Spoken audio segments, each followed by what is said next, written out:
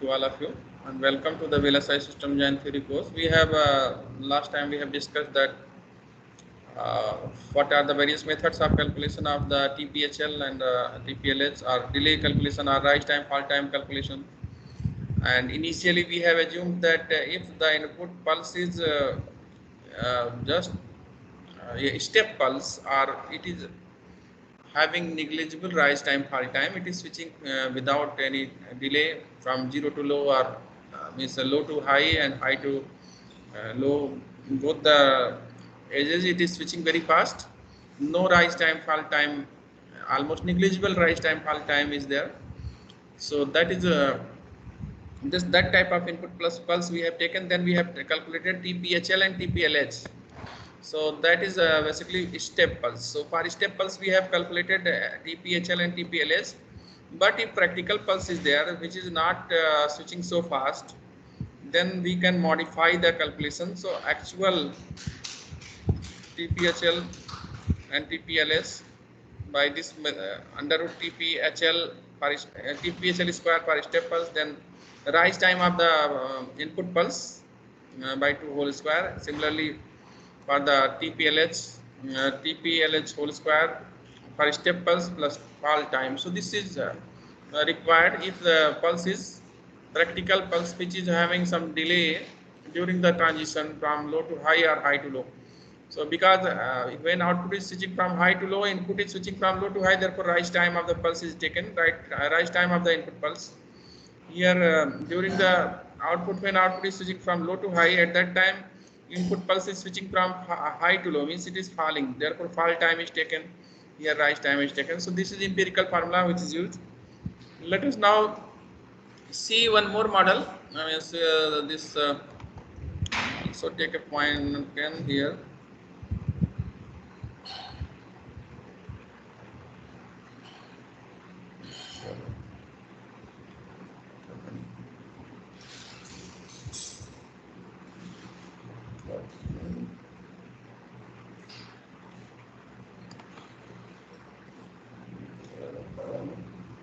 Okay. So basically, suppose it is connected. NMOS is connected. PMOS is this switch is NMOS is basically on, and PMOS is off. So this one is RN. Resistance for NMOS is taken RN. Here it is not required. It is suffixed for that one. In the figure it is just shifted now. And here, if switch level model we are considering, so the CMOS inverter can be just assumed as there is one PMOS based switch, other is a NMOS based switch. And if you are you are giving some input that is appearing here, that is A, here A bar. So when it is on, when means NMOS is on, then it is PMOS is off, and when PMOS is on, then NMOS is off in CMOS inverter, and this is the load. So in the case when it is on, NMOS is on, then on resistance of the NMOS should be considered. But on resistance is also dynamic, means it is varying with voltage. As output voltage changes, the on resistance of the NMOS will change. So therefore average resistance will be taken Rn. For a fixed voltage it is fixed, but because during the transition, when it is capacitor is discharging through this NMOS, when capacitor will discharge, suppose here input is switching from low to high, then again it can switch from high to low also. So then again it can go low for some time. So suppose here it is switching from low to high, and here it is maintained. So here it is VDD, level is VDD.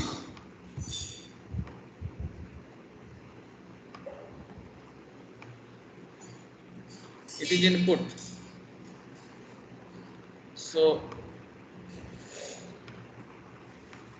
V in is switching, and it is a step pulse, and at the same time here output, this is given here, this is given here as input. At output maybe initially it was when it was low, then output was high, then it is switching from high to low. So this is basically V out. It is V out. You can say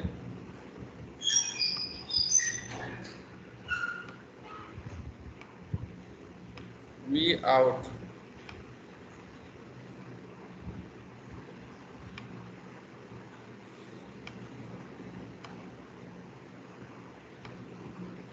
And this is the x-axis is time scale. Here also x-axis is time.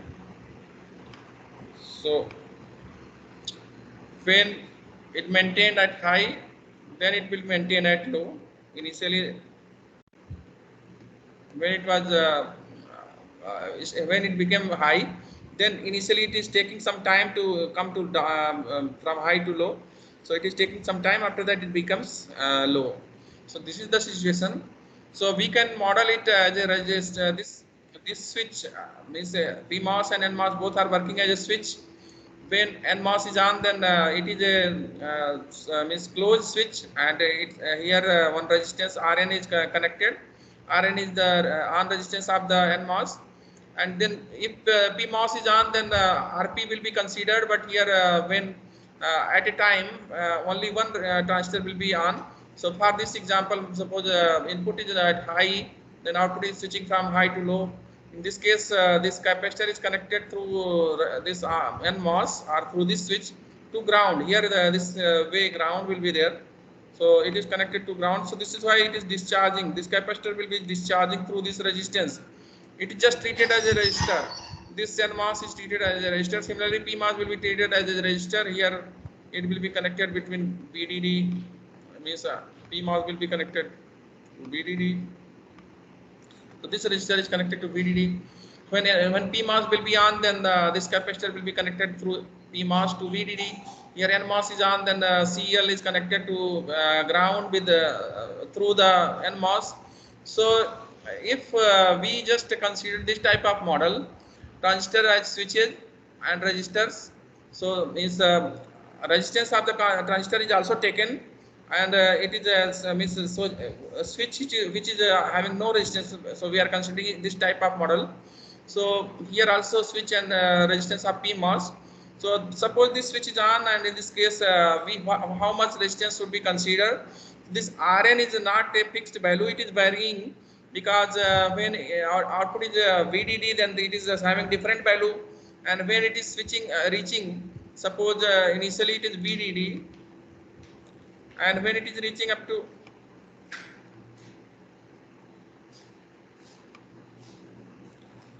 initially it is VDD, and when it is reaching up to 50% point, suppose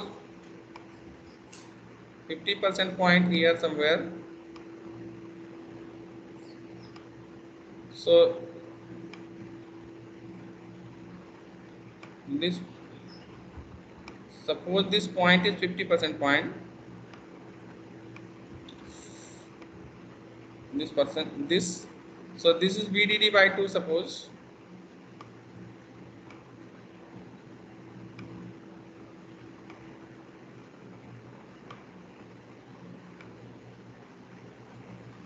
So when it is reaching from VDD to VDD by 2, in that case resistance, on resistance will also change. So initially at the beginning what is the on resistance, at the final what is the on resistance, then TPHL will be calculated.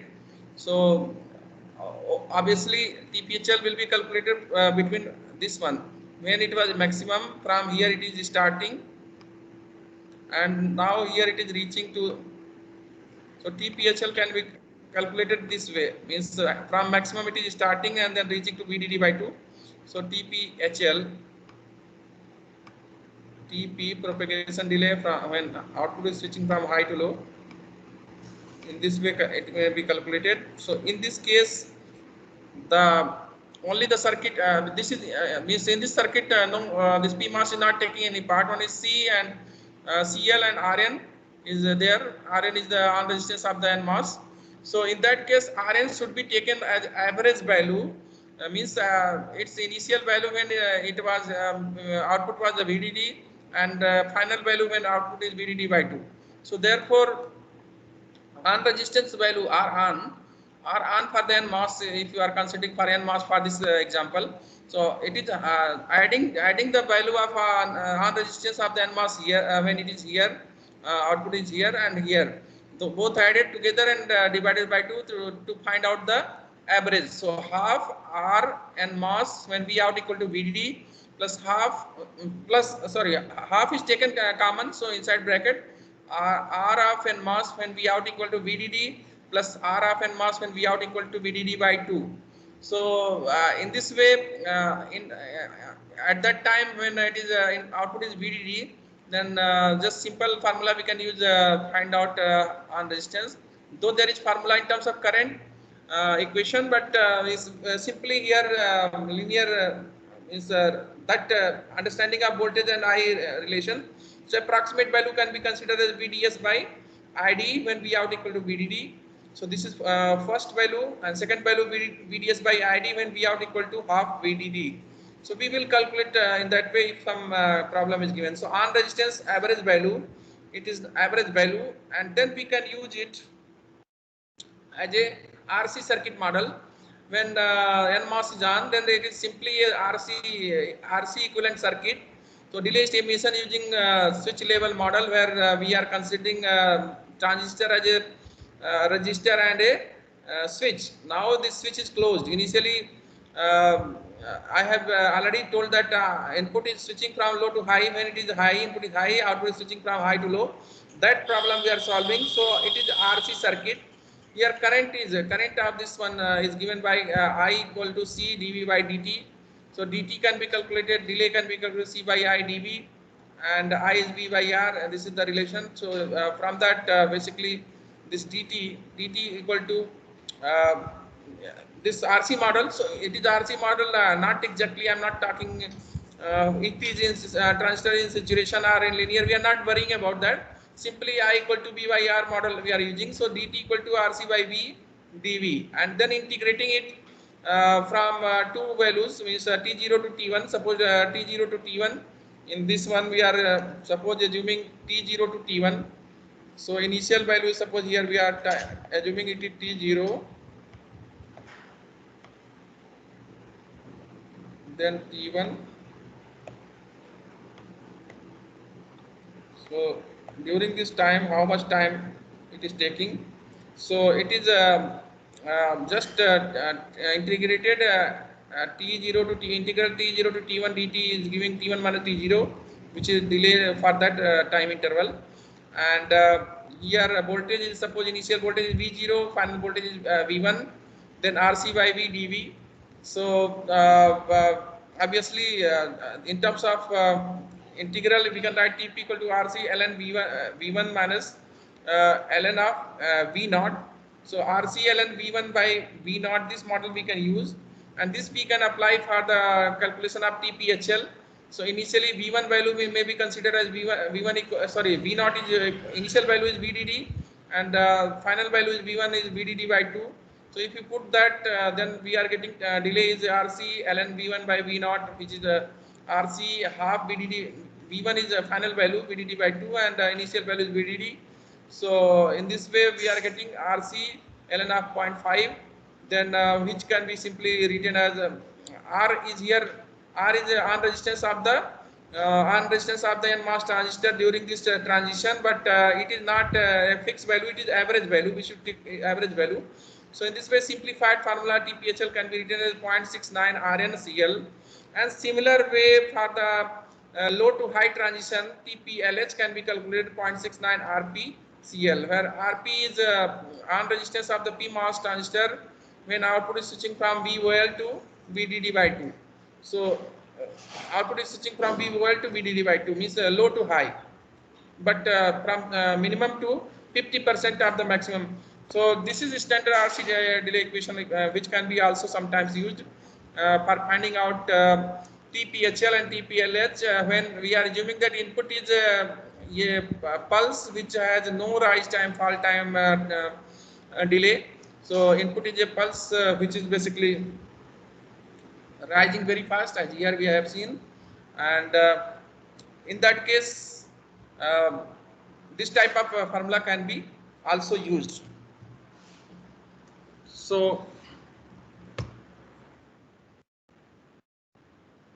all these things are just revised and some problems are given that I will come to problem, but let us also go to some delay related problems. Sorry, power dissipation related, because it is also another important topic. So delay, I will come to delay and more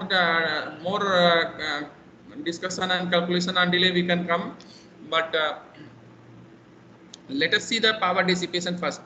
So power dissipation in CMOS inverter, by taking example of CMOS inverter, I will explain various power which is dissipated.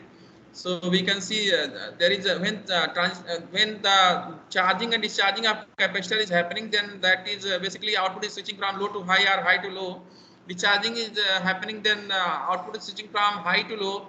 When capacitor is charging, then output is switching from low to high. So during discharging of capacitor means during the TPHL, and during the charging of the capacitor during TPLH, there is some power dynamic power dissipation. So dynamic power dissipation is basically power dissipated during the charging and discharging of the load capacitor, as gate switches from switches are various states, changes the states low to high, high to low. And also there is some short circuit current related dissipation. It is happening when both NMOS PMOS transistors are on.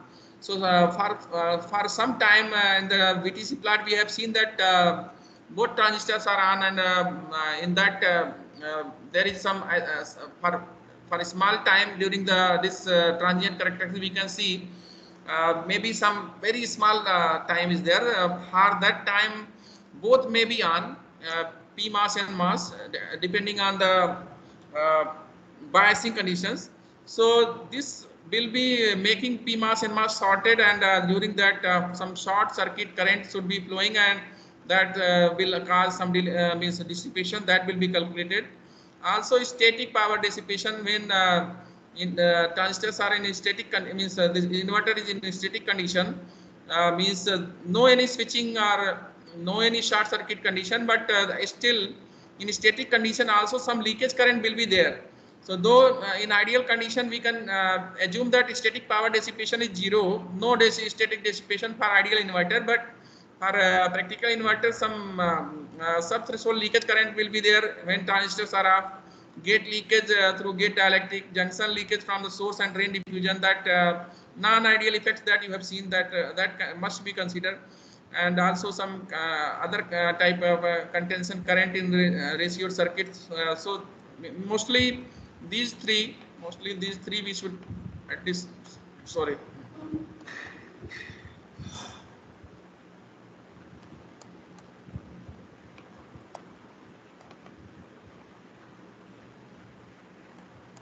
So mostly these three are dominating. These are the leakage currents, and this one is the most important subthreshold leakage. So these are the currents which due to which some leakage current, due to some leakage current, some static power dissipation is also possible.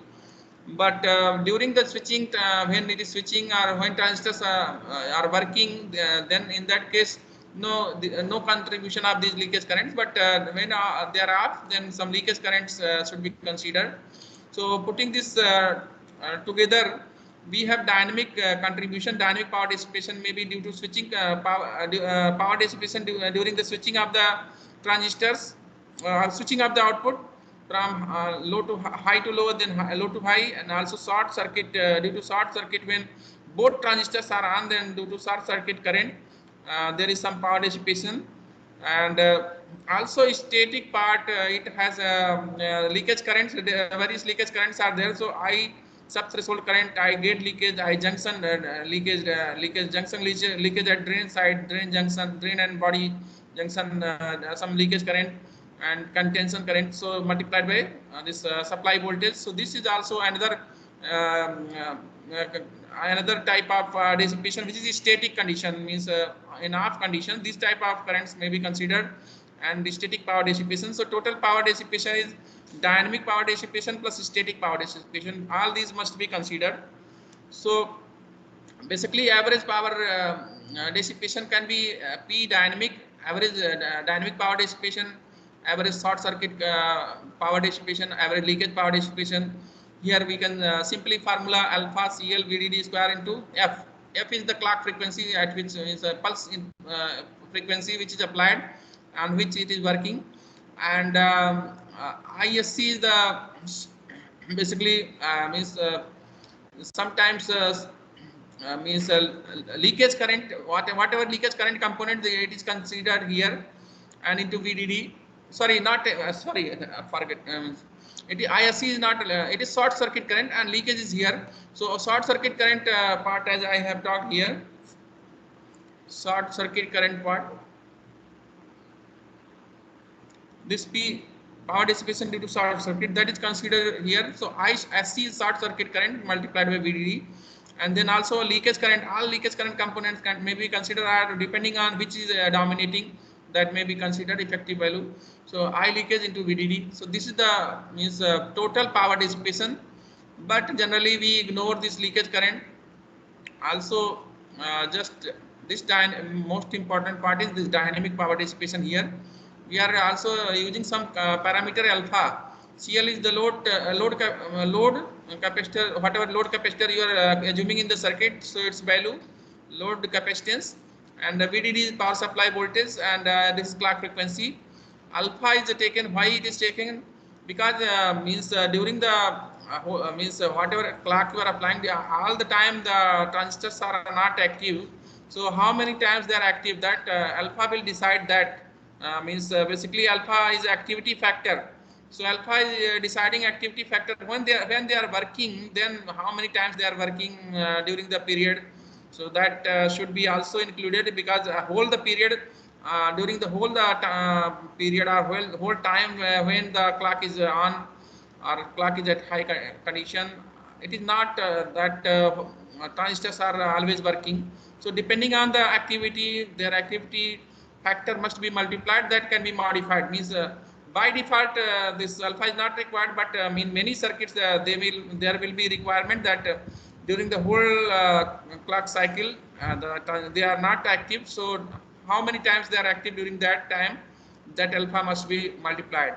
So this is the means overview of this.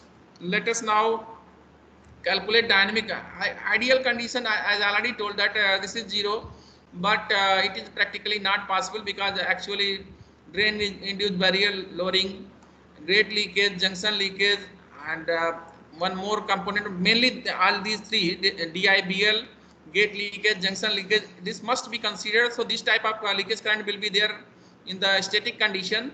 So static power dissipation will also be there.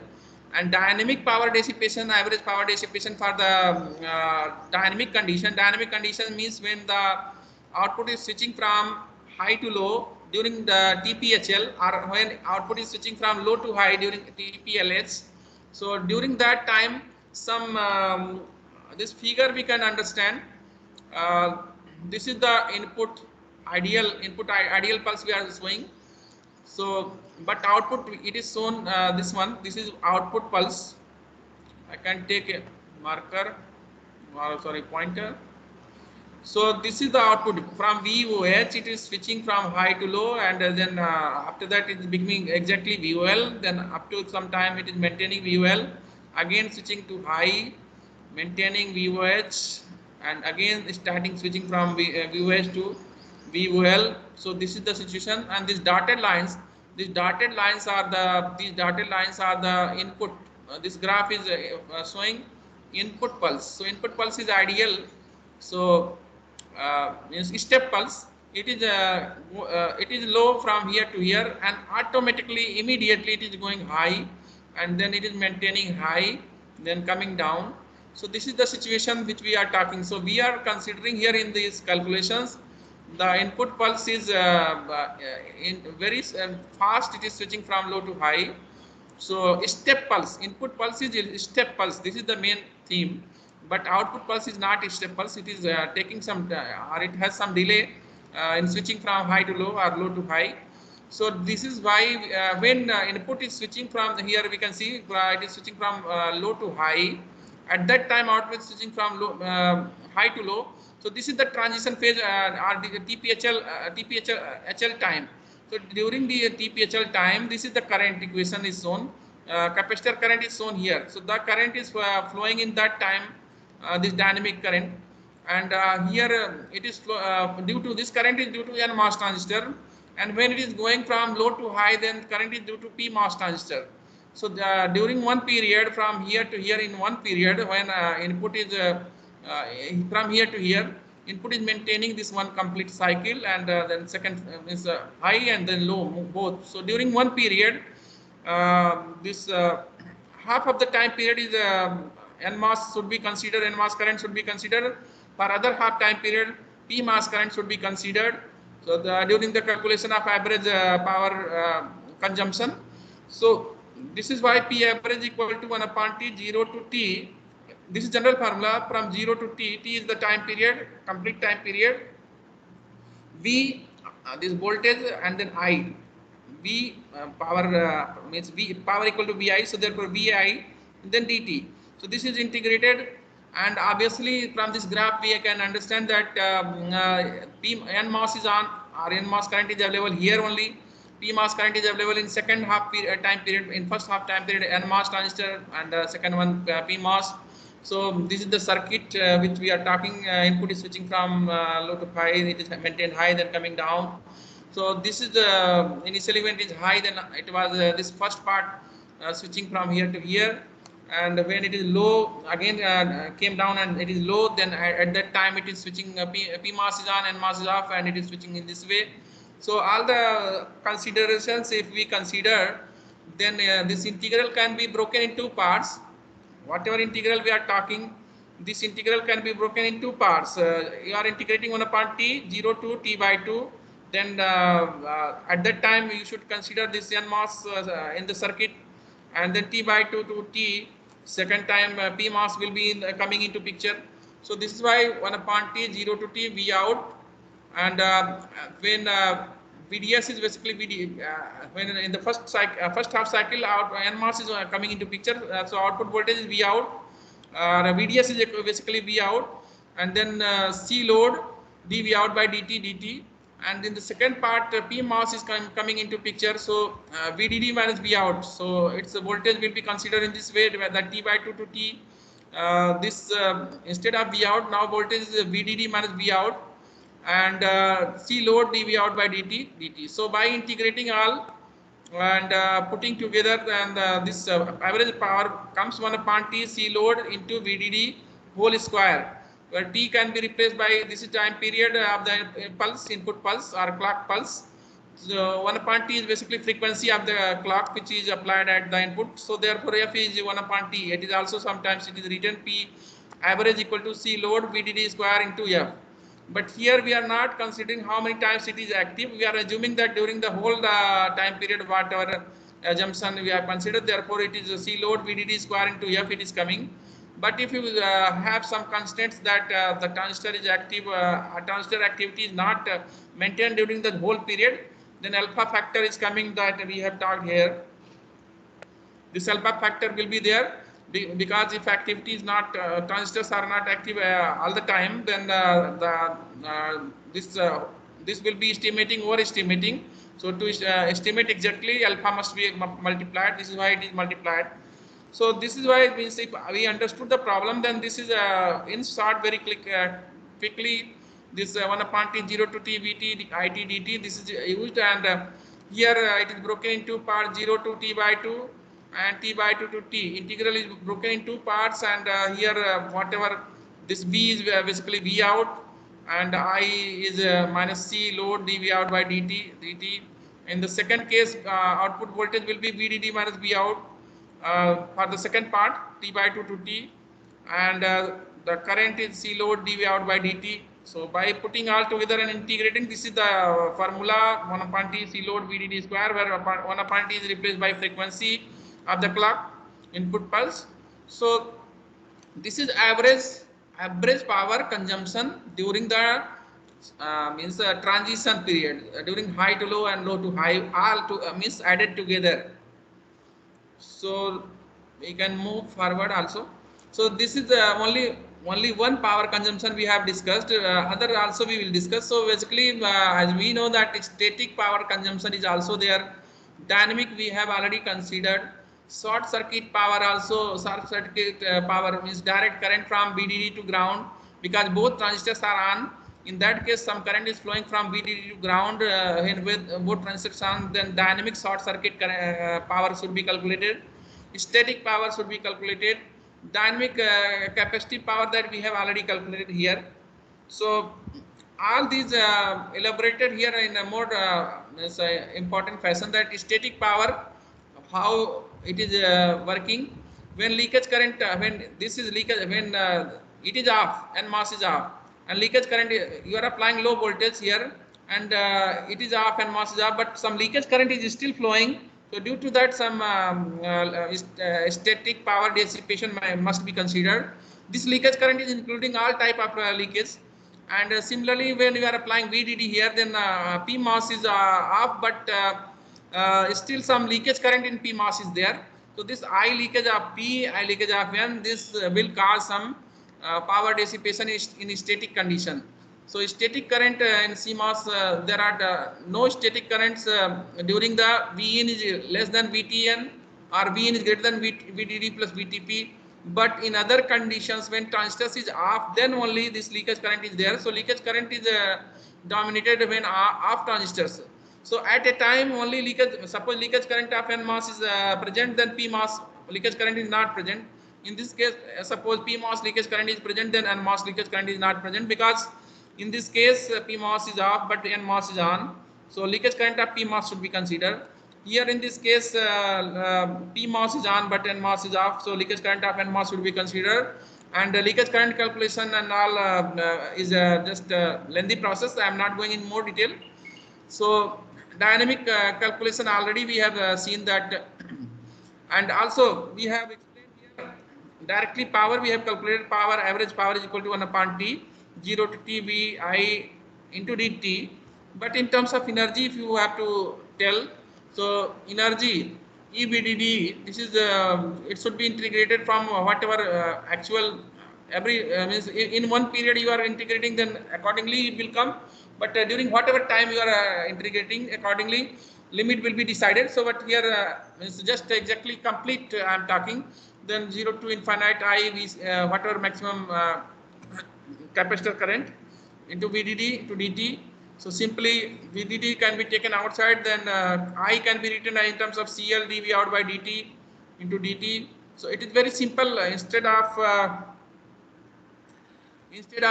doing this all means steps, very simply also it is possible to calculate that energy we are calculating. So energy, if it is calculated, then dynamic power can be calculated by multiplying it by this frequency.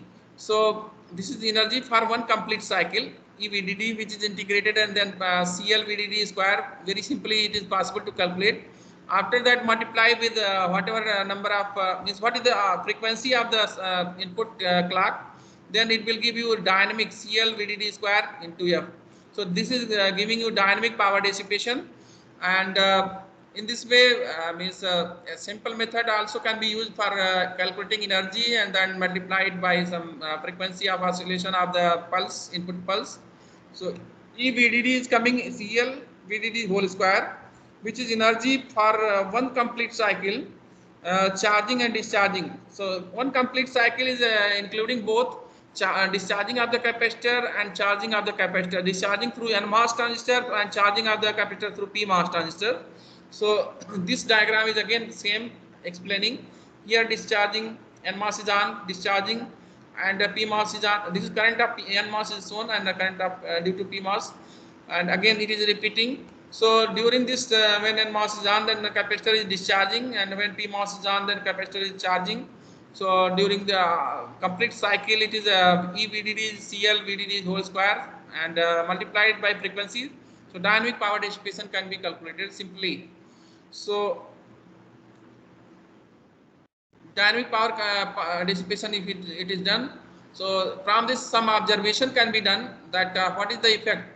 Here it is not dependent on W or any other dimensions, so does not means it is not directly depend, no, though there is dependence, but no any direct inclusion of the WL or dimensions of the transistor, so does not directly depend on the device size, does not depend on switching delay, and also the it is not means TPHL TPL is not coming here. F is coming. F is the frequency of the input clock pulse. Here F is coming, which is function which is basically input which is you are applying input pulse, which is you are applying its frequency, and applies to general CMOS gates. It is we are talking about the CMOS inverter, but any general CMOS circuit, it can be applied this formula. And switched capacitances are lumped into CL. All the capacitances are included here in CL, and output swings from ground to VDD. So here we are assuming that output is swinging from ground to VDD, means output is switching always from minimum value, that ground is basically equal to VOL, and VDD is equal to VOH. So VOL, VOH are always means minimum to maximum. So it is swinging, full swing is there between ground and VDD, then it is valid. And input signal approximated as a step pulse. Input is not a real pulse, means input is not a practical pulse where some time delay is there and the transition time is there from high to low. So rise time, fall time is 0 almost. So input is a step pulse. This is also important to derive this formula. We have assumed that input is a step pulse, then it is valid. And gate switches with frequency F. So gates are switching with frequency F, means they are active with the means always working according to this frequency. Not means maybe they can work with different frequency, but means they are switching. Here we are assuming that switching frequency of the gate is also same as switching frequency of the input pulse. So in that case, this formula is valid. Also short circuit power. So short circuit power delay that can short circuit power consumption we can calculate. I was talking about that short circuit power should be considered when both transistors are on.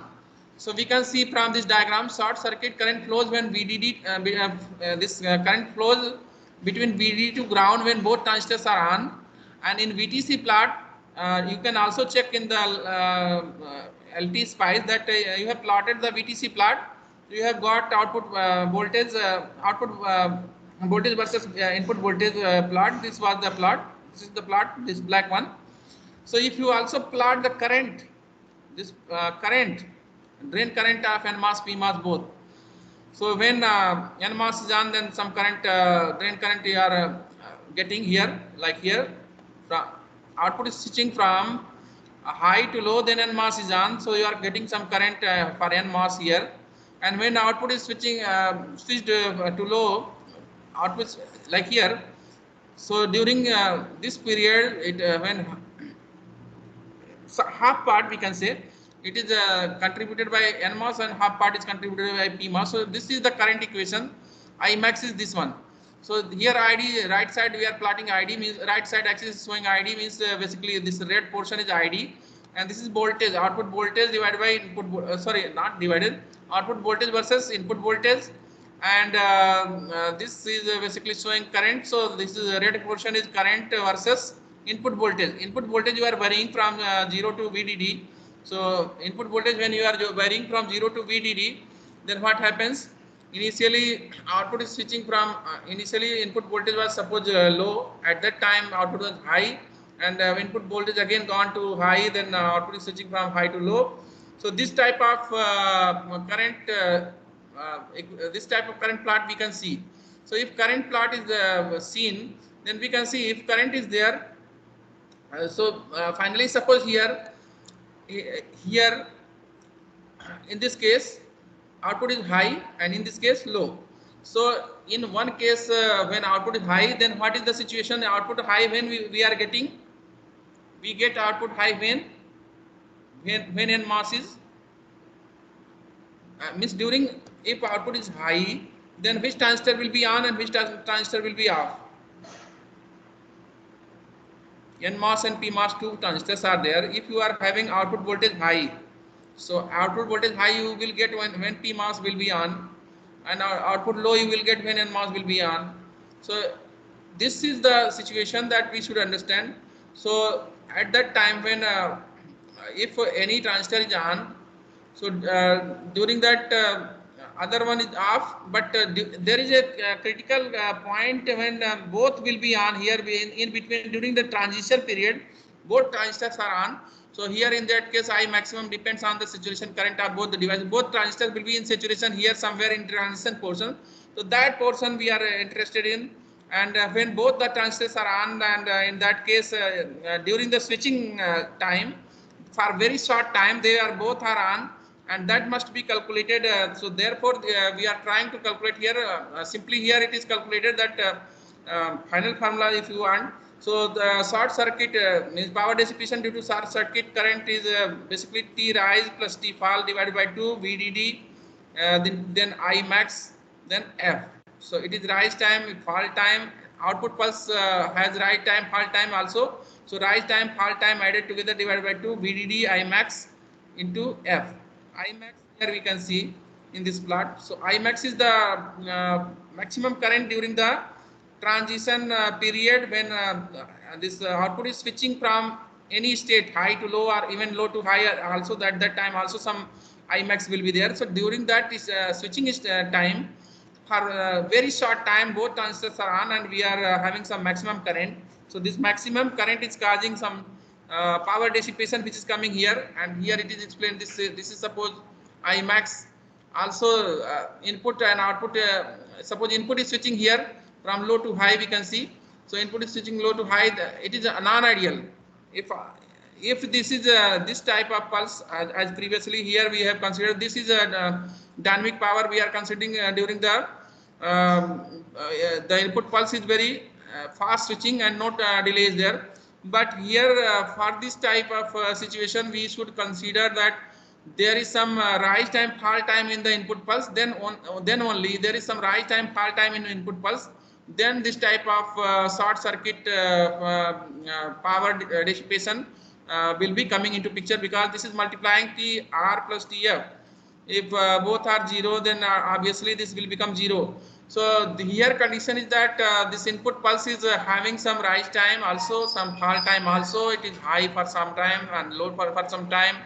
So during this state change from low to high, when input is changing from low to high, there is also some maximum I max must be considered. And during the falling of the input pulse also high to low, this I maximum should be considered. So in that way we are able to find out that VDD into I max into T rise divided by 2, VDD into I max T fall divided by 2, both added together. So then we are getting this one. So this is the main means assumption behind the dynamic short circuit power dissipation. Dynamic short circuit power dissipation is coming into picture because of the some some time taken by the input pulse to rise from low to high, or to fall from high to low. During that time this rising time and fall time of input pulse, sometimes for a small moment or for very short period, this ID max which we have seen here, I max will be flowing, or both transistor will be on, some maximum current will be available. Due to that some delay must be due to that some power dissipation must be considered. So this is why P short circuit power dissipation, though it is approximation, more detailed calculation can be done that I am not going today, but this is just PSC is equal to TR plus TF by 2 VDD I max into F. So now power dissipation also over, and it's fine now. I can stop. Also few more things in between I have left that I can discuss later on. like here some problems numericals, I will upload it, you can go through that. So previous concept which we have learned during that, some numerical problems are given, those we will discuss later on. So power dissipation also done, then transistor sizing and various effects, and for designing the circuit, how to correlate the delay formula to decide the size, those things we will discuss later on in coming lectures. So let us now stop here.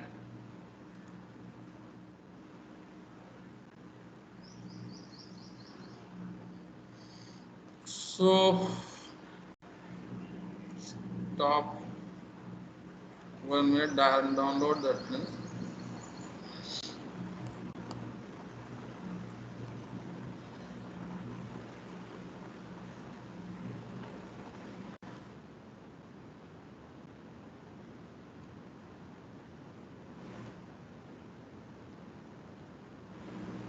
So okay, done. I'm stopping now, stopping the recording also.